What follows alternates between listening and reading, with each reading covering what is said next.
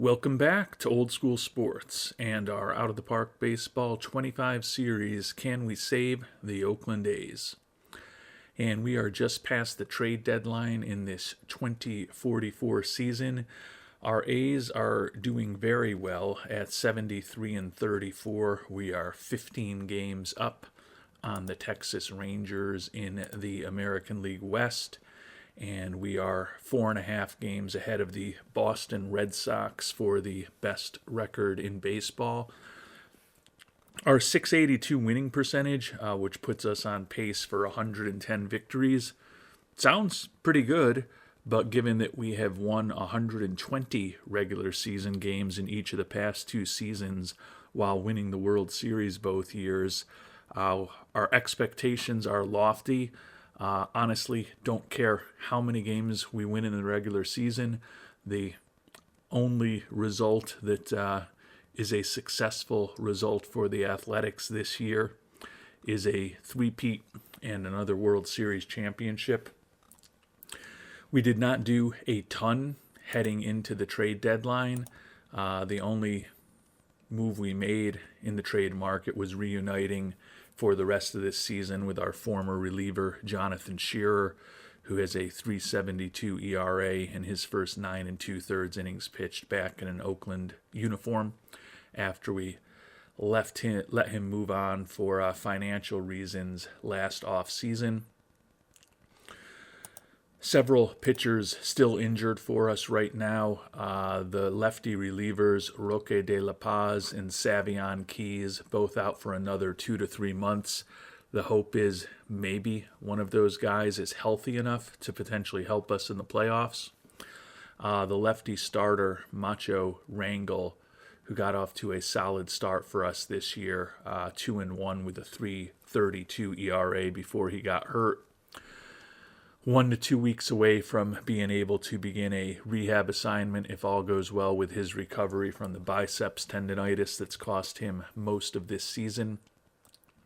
Would love it if we could get him into a rehab assignment in AAA by mid-August, and then hopefully have to even make a roster decision on him before we get to September roster expansion if all goes well.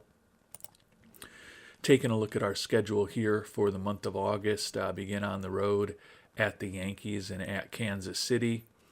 Then we're home against Minnesota, finally some divisional games, home against Texas. We go down to the Dodgers, and then we're at Seattle, at Colorado, and then home against the Angels in the final divisional matchup of the month, before a couple games at home against the Padres to finish off August.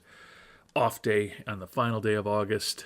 And then, as I noted earlier, September roster expansion. And we'll have some, hopefully, opportunities to improve the team. We are in a good spot. The one position that is potentially a little problematic has been center field. We're against right-handed pitchers. We've moved Darnell Selvey from left over into center, moved Juan Ramirez from DH to left field, and let the youngster Nelson Ramiro, who's had a pretty productive rookie year for us, play DH against right-handed pitching. Ramiro is our second baseman against left-handed pitching, so weakened the defense a little bit, but Jesus Aguilar, our backup center fielder, hitting just a .191 this year, and our erstwhile starting center fielder, who's now starting only against left-handed pitching, Bobby Armstrong, not doing much better, also below the Mendoza line with a .193 average this year. So hoping for a little more offense from Selvey, even though in theory we may be weakening our overall outfield defense a little bit. The big goal for this episode, as I talked about, keep the team healthy and hold on to home field advantage for throughout the playoffs, and then we will take our chances in October. And we've split our first two games of the month, but some good news on the injury front. Roque de la Paz about 2 weeks ahead of schedule with his potential recovery. Still think, unfortunately, with the way the schedule broke this year, where there's only 2 games at the beginning of October. Very marginal whether we'll be able to get Roque de La Paz any action before the postseason begins, but certainly would love to have the lefty who's been out with a fractured elbow since the first day of May back in the mix to potentially help our bullpen in the playoffs. At this point, with his September call-up late last year and the fact that he only pitched the first few weeks of the season for us, the 22-year-old has just 6 games in 5 2/3 innings at the major league level, but he has struck out 9 batters in that limited sample size, and certainly could be a useful arm out of the bullpen for us if his recovery continues to go better than anticipated. And the start of August has been a little worse than meh for our Oakland A's, with a 4-5 record, lost 2 out of 3 to both the Yankees and the Twins, although we did win 2 out of 3 in Kansas City. Good news on the injury front, though. Macho Rangel now ready to begin a rehab assignment, so hopefully he will be back soon. Phil Swenson suffered a sprained ankle that he could have played through, but just to be cautious, we put him on the IL. Not that he's a particularly important player for us as a utility infielder with just 55 at-bats this year, but brought up Luis Rangel, brought him back. He has been up and down with us this year, playing primarily in AAA, but with the likelihood that we move on from Swenson after this season and the potential that either Godina or Iwata among our infielders could be gone next year as well for financial reasons. Want to get a little bit of an extra look at Rangel at the major league level, if at all possible. With the slowish start to the month, our lead over the Red Sox for the best record in baseball has fallen to 3.5 games, and the Dodgers are now actually tied with them, 3.5 behind us, 13.5 up on Texas in the AL West here as we close in on the midway point of the month of August.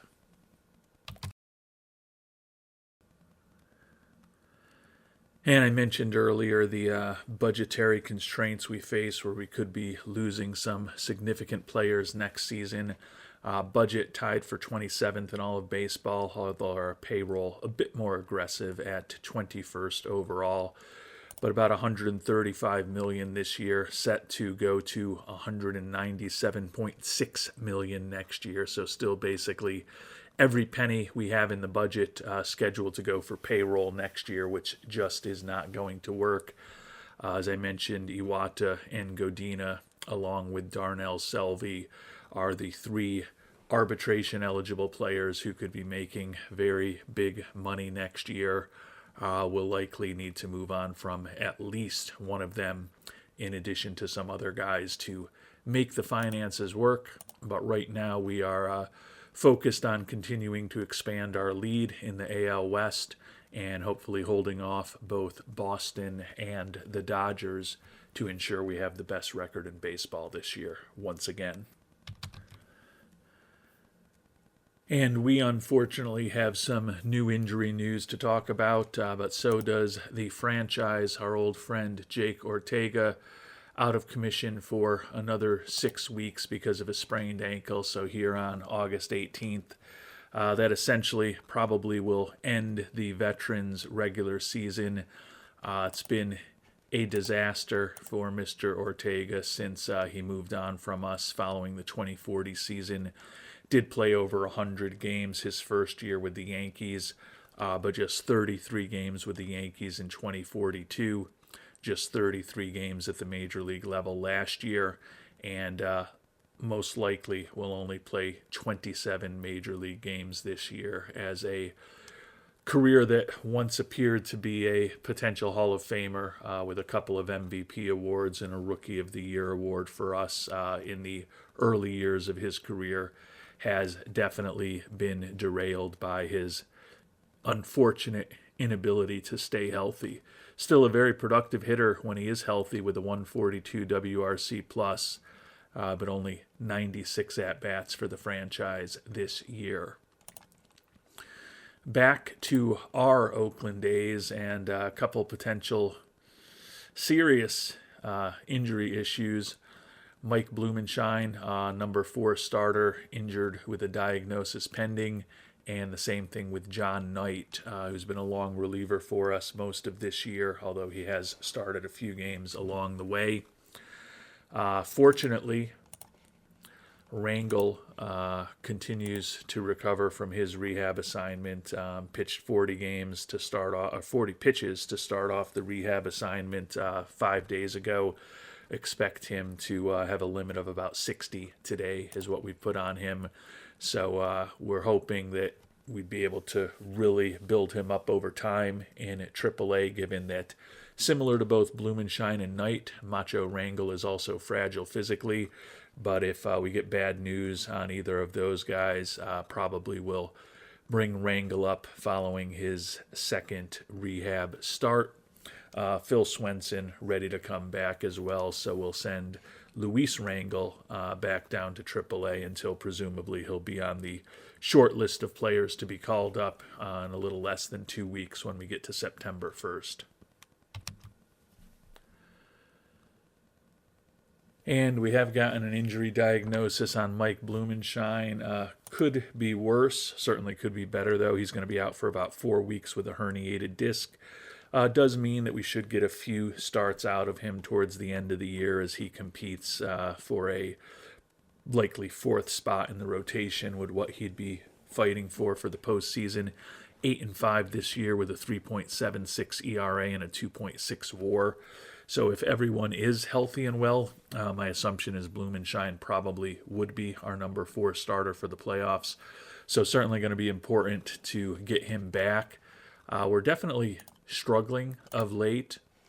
14-game lead on the Rangers in the division, but the lead over the Red Sox has dipped to just 2.5 for the best record in the league. And unfortunately, there was an off day in there for Rangel, so he has only had the one game where he had 40 pitch limit on him. Certainly was not good. Did strike out 5 over 3 1/3 innings, but also allowed 3 earned runs over that 3 1/3 innings, including a homer. But although, as I noted, we're going to hold him to 60 as a pitch count for this second start, might as well see what he can do at the major league level. As we mentioned earlier in the episode, only pitched 4 games for us this year, reasonably effective in those 4 games, but he's another guy, particularly if Blumenshine's injury lingers, that could be competing to be a 4th starter for us, along with the likes of Camunez and possibly Knight, depending on what happens with his injury, although Knight has been the least effective at the major league level of those 4 pitchers this year, which is why he's been working in long relief more recently. We'll see what happens with Knight's injury, and hopefully we can make it through the next week and a half or so without any more injuries and bring in some reinforcements to hopefully help limit the wear and tear on everyone on this team during the month of September and into the playoffs. And unfortunately, the news on John Knight, much more serious, shoulder inflammation, out for the year, 4 to 5 months. So hopefully he'll be healthy and well for the start of spring training next year. Ended up pitching 26 games, including 3 starts for our A's this year, a 5.11 ERA over 56 1/3 innings. Did strike out almost 10 batters per 9 innings. But the 13 home runs that he ended up allowing in just that 56 1/3 innings and a whip of close to 1.50 led to him not being particularly effective, and he was a below replacement level pitcher for us for the second straight abbreviated season since we picked him up in that trade with Pittsburgh. And with Mr. Knight done for the year, we're going to bring up Jerry Stevenson, one of the I don't want to say better starting pitching prospects in our organization because I think his ceiling is very limited, but one of the more advanced starting pitching prospects in our organization, the former 7th-round pick, 23 years old, 10-5 with a 4.50 ERA for Las Vegas this year. Did come up briefly at the end of last season where he wasn't particularly effective. Don't view him as being a big part of the bullpen going forward, or the rotation for that matter, but I think he is a guy with good stamina who hopefully can serve as a long reliever for us over this next month and a half until we get to the end of this season. And we finally made it to September roster expansion. The bad news is August was not a great month for our Oakland A's. The good news is that we have won 5 in a row to finish off the month back at home, so that's helpful. But taking a look at our team statistics, after a 15-10 month of July, which was our worst month of the season to date, we were a game worse at 15-11 in August. I guess half a game worse standings-wise, but we lost one more game than we did the month before. Still have a fantastic offense, ranking first in the American League in runs scored, first or second in every offensive category, including the running categories. Defense remains middle of the pack this year and third in the American League in runs allowed, so the pitching very good, but not as dominant as it has been in some previous seasons. Our 88-45 record right in line with expectations. 17.5 up on the Rangers now with the 5 wins in a row. Unfortunately, the Red Sox have closed the gap, and they are only a game and a half behind us for both the best record in the AL and the best record in baseball. So that's going to be a interesting chase to watch over this month of September. The Nationals at this point have actually passed the Dodgers for the best record in the National League, but they are 6 games behind us in the standings, so it is certainly the Red Sox who will be giving us the most pressure as far as potentially not earning that home field advantage over this final month of the season. Hopefully we'll be able to bring on 4 interesting players to help us with September roster expansion and ensure that we ultimately do lock up the best record in baseball once again, even though we are certainly not going to be winning 120 games again this season. And with 4 pitchers still on the Major League IL, John Knight obviously done for the year. Savion Keys most likely done for the year. Still holding out some hope that we'll see Roque de la Paz in very early October to get a game or 2 of pitching before the end of the regular season, and would hope that Blumenshine will be back and get a couple starts in before the playoffs begin.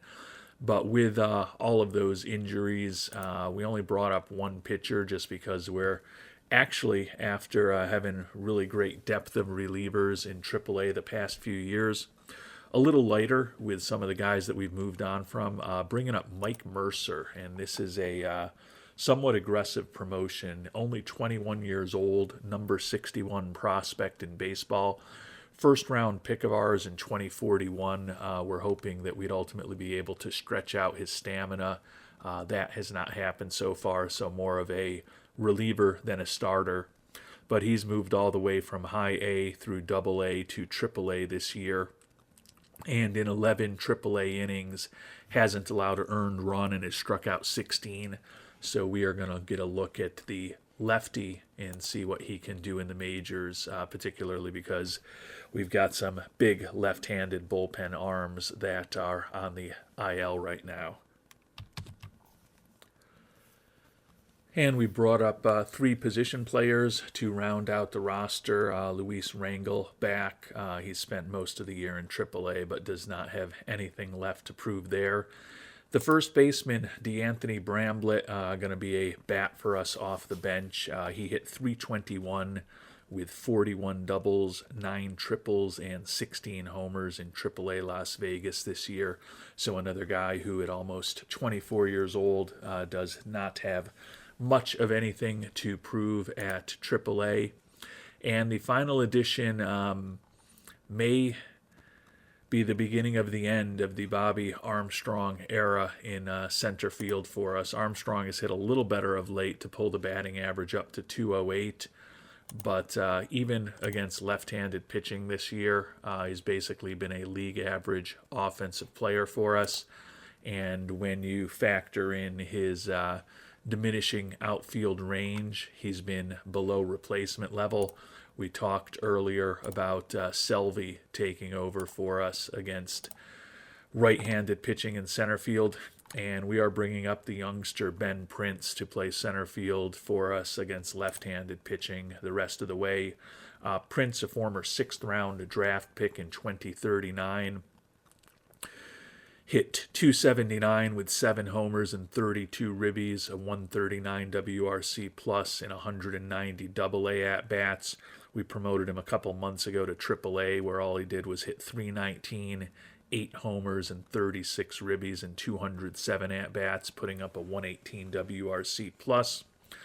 More range and a better error rating in the outfield at this point than Armstrong. He's younger, he's healthier, and we do expect that he should be at least a functional major league hitter against left-handed pitching, which I guess, given that he's close to league average, you can say Armstrong has been this year, but he's had a lot of opportunities to put a stranglehold on that center field spot and just hasn't done it for us.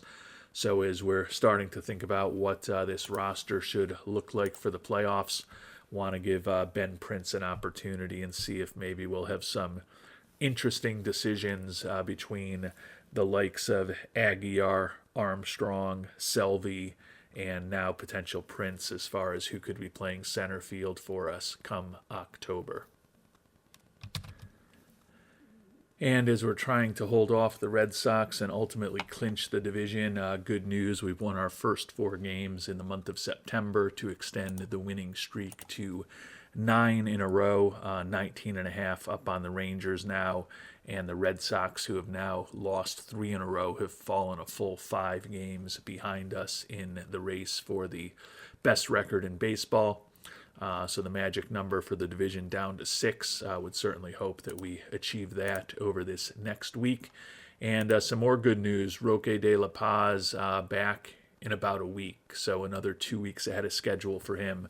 So we should get a solid look at him before the playoffs. Hopefully can keep him healthy. Hopefully he'll pitch 4 or 5 games for us down the stretch.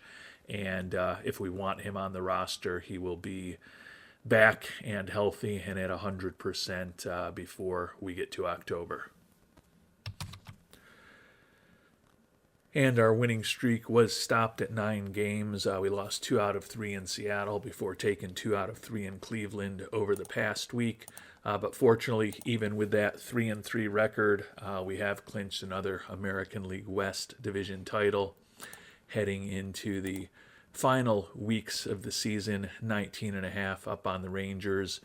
Unfortunately, things have tightened a little bit. The Red Sox made up a game on us this past week, so they are 4 behind us for the second record in for the best record in baseball.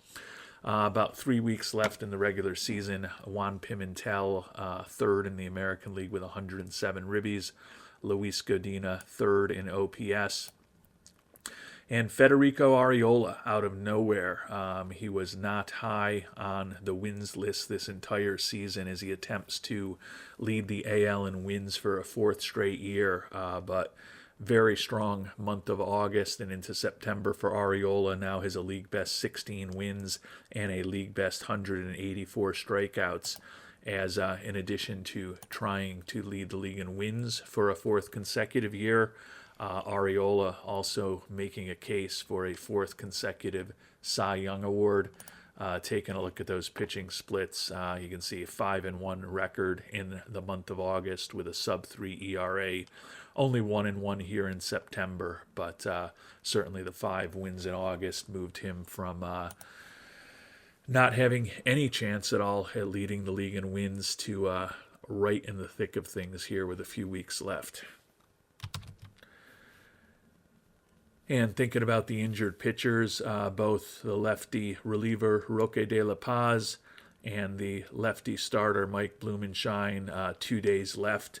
So we should be able to this week either get them back in the majors and or started on rehab assignments in AAA, although not sure how much AAA action there's left here on September 12th.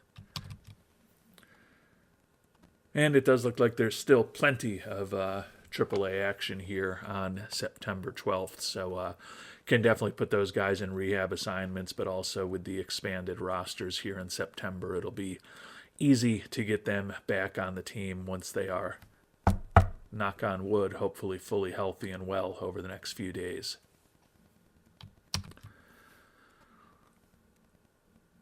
And things continue to go well for our Oakland A's as we head into the final couple weeks of the season. When we checked in a week ago, we had just noted that we clinched the division title, and that was our 7th consecutive division title after a 6-1 record. This week, we stand at 101-49 with 12 games to go. So we now have our 5th consecutive 100-win season and 600 win season in the last 7 years in the books for the Oakland A's. So things going well, getting a little healthier. Blumenshine pitched 60 pitches in his return to the majors. He'll be going again shortly. And we also have brought Roque de la Paz back. He only pitched 1 game for us in AAA. But given that, unfortunately, David Ibarra is a setup man, has had a pretty rough year for us this year. I want to hopefully get that later innings figured out, and hoping that in addition to the brilliant year that Joe Heilman is having, our closer this year, Wilson Rangel and Shearer have been very effective in setup roles, and hoping Roque de la Paz can, over these final couple weeks of the season, build himself up a bit and make a very strong case that he could be a key setup man when we do get to the playoffs. And our Oakland Athletics continue to play well as we head into the final week of the season, and that's definitely good to see after, although the months of July and August were both very good by most standards, they were certainly down by the standards we've set over the last closing in on a decade here in Oakland. But we did take 2 out of 3 on the road against the division rival Rangers, then took 2 out of 3 on the road against the division rival Angels. Finish up the season with 3 at home against Seattle, and then 3 at home against Texas. So 6 games to go. Obviously, we clinched the division long ago, and we are up 4.5 on the Red Sox, the only other 100-win team in baseball, for the best record in not just the American League, but the best record in all of baseball, which will secure us home field advantage for as many series as we happen to play in this offseason. Heading into the final days of the season, Juan Pimentel, defending American League MVP, leading the league with 121 ribbies. Chisen Iwata, kind of out of nowhere, 46 stolen bases this year, much more productive and active on the base paths than he's ever been for us, and he's tied for second in the league in steals with our old center fielder Sergio Palomares, who with a 241 average for the Angels this year, that's sadly one of his more productive batting average seasons in recent years. Pimentel ranks 3rd in the American League in batter WAR. And pitching-wise, Arriola continues to lead the league in wins and lead the league in strikeouts, although it looks like it's going to be a incredible battle to see who ultimately leads the American League in strikeouts this year, with Arriola at $197, Steve Genus at 196, and Kamani Higgins with 195. Over in the National League, Kwame Gathright, last year's MVP, having another big year, 329 average, 32 homers, 97 ribbies, and a league best 7.7 WAR among batters. Pitching-wise, our old buddies Mike Ramsey and Andy Grimes, second and third in the league in pitcher war. But Jared Lovelady, 30-year-old for the Padres, 15 and 11 with a 2.74 ERA, having an outstanding season for San Diego. And the main goal is to keep the team healthy for these final 6 games. Roque de la Paz, dealing with a mild hamstring strain for the next 2 days, has pitched a few more games, has actually given up a run now, but still hopefully we'll get another couple games out of him in the final 4 games of the season. But we're going to bench him for the next 2 just to avoid putting any additional pressure on him. John Knight, obviously done for the year. Savion Keys, 2 weeks away from a potential return. If we could only have one back between Roque de la Paz and Savion Keys, I think I'd prefer for it to be Roque de la Paz. That may seem odd, given the outstanding stuff that Savion Keys certainly has and has had for us, but doesn't have nearly the control or... I guess his movement is pretty similar to Roque de la Paz, but always like guys with a little bit better control, and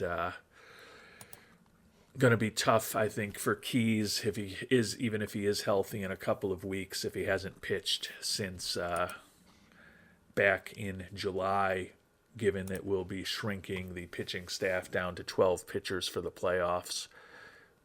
I think it's going to be hard for me to make a strong case to put a Keys on the roster after he hasn't pitched in over 3 months. But who knows? Maybe we'll be dealing with an injury situation that's different a week from now. Hopefully that won't be the case.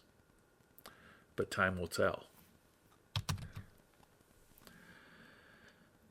And we won the first 2 games of the penultimate homestand of the season easily against Seattle, 10-0 and 11-5. So that will clinch for us the best record in all of baseball. Luis Godina, who's been in the mix for the batting title all year, went 5 for 5 yesterday against Seattle. So that puts his batting average up to .327. Still going to be tough for him to get another 11 points to get past Billy Carswell, but he has moved to 3rd in the batting race. Pimentel has fallen to 2nd in ribbies. Godina now 2nd on the OPS list. Pimentel still 3rd in batter war. Arriola leading the league in wins and strikeouts, although only 4 in his last outing. He did get the 18th win of the year, but with only 4 strikeouts in that game, not inconceivable that Genus or Higgins could get past him to win. And given that that was yesterday and there's only 4 games left in the season, could be the last outing of the year for Mr. Arriola. Although with an off day tomorrow, I guess in theory, if we wanted to, we could pitch him in game 162 to help increase his chances of the Cy Young Award, knowing that we have a first-round bye after that.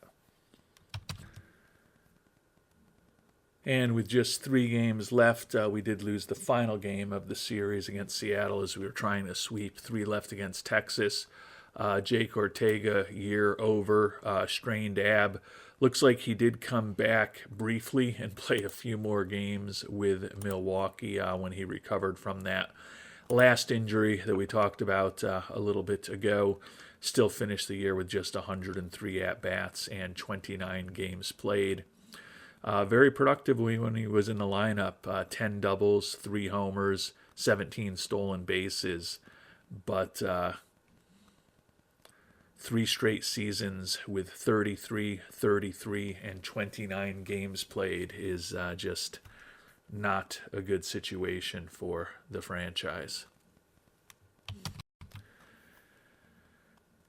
And we were talking about the penultimate series of the season against Seattle shortly ago, to use in my limited vocabulary, fancy word once again, and the penultimate game of the season could not have gone worse for us. Lost 10-6 to Texas. Unfortunately, two key pitching injuries suffered in the game. Blumenshine, recently back from the IL. We were trying to stretch him out to 90 pitches today. Unfortunately, he pitched just 26 pitches and then suffered a sprained ankle that will likely end his season. So there will be a debate to be our number 4 starter this year. Feel like the top 3 are plugged in very well with Arriola, Villarreal, and King for the playoffs. Comunez, the most likely after being healthy and effective most of this year. But Macho Rangel would have been in the mix. The lefty came on in relief for Blumenshine and threw only 7 pitches, though, before he suffered a hand injury. So he is also diagnosis pending and potentially out. So don't love the situation there with more pitching injuries as we get to the end of the season. With 1 game left to go, Pimentel second in the league in ribbies, Iwata tied for second in steals, Godina second in OPS, Pimentel third in batter WAR, and Arriola will lead the league in wins. He ended up getting passed by his teammate, Kevin King, our new addition. So Arriola will not lead the league in strikeouts this year with the injury issues that we do have at this point. Although I guess it has, tomorrow it'll be 5 days since Arriola pitched. So I guess we could technically pitch him instead of Comunez. We'll see what the injury situation looks like. Would love for Arriola to lead the league in strikeouts, but also don't know about pitching him on game 162 to pass a teammate. That seems like something that might not go over incredibly well in the clubhouse. And as we talked about at the top of the episode, the most important thing is to keep this team healthy for the playoffs. And although Comunez almost certainly will be our number 4 starter for the playoffs, if we want to take a risk with somebody pitching game 162, would rather that be Comunez than Arriola. I guess in theory we could pitch Jerry Stevenson as well and protect them both. That may be the best option, quite honestly.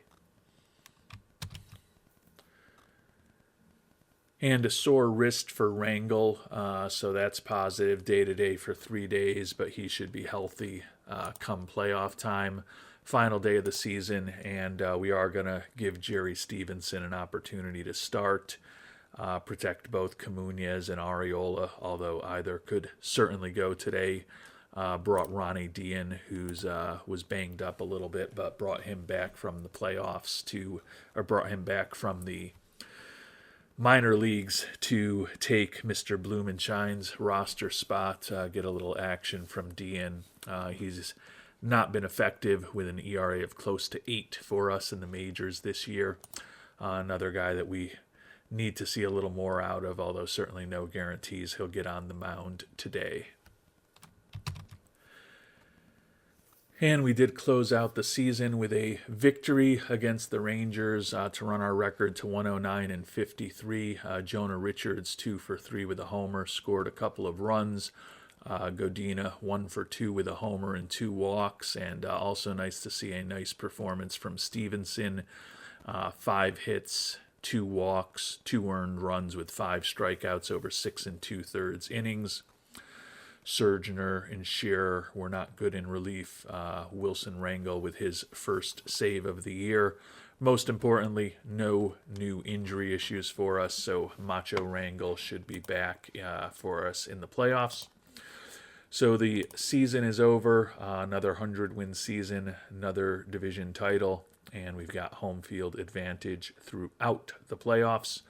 Our 109 and 53 record, obviously the best in baseball. Boston won 103, and over in the National League, the 100-win Dodgers and the 99-win Nationals will have home field advantage and a first-round bye. Godina finished third in the batting race with a .326 average, as Godina was pursuing his hopes of a second batting title on top of the one that he won a couple of years ago for us. Pimentel ended up second in the league in ribbies and third in the league in batter war. Godina leads the league in OPS. Chisaniwata tied for second in steals. And King edges Arriola for the strikeout title. But as we talked about, Arriola with a pretty crazy stat in this day and age, leading the American League in wins for a fourth consecutive season. Also led the league in innings pitched for the first time, struck out 200 batters for the first time. As we mentioned, he's pursuing a fourth straight Cy Young Award, given that the ERA did balloon to 3.79. He was below 3 in each of his previous 3 seasons.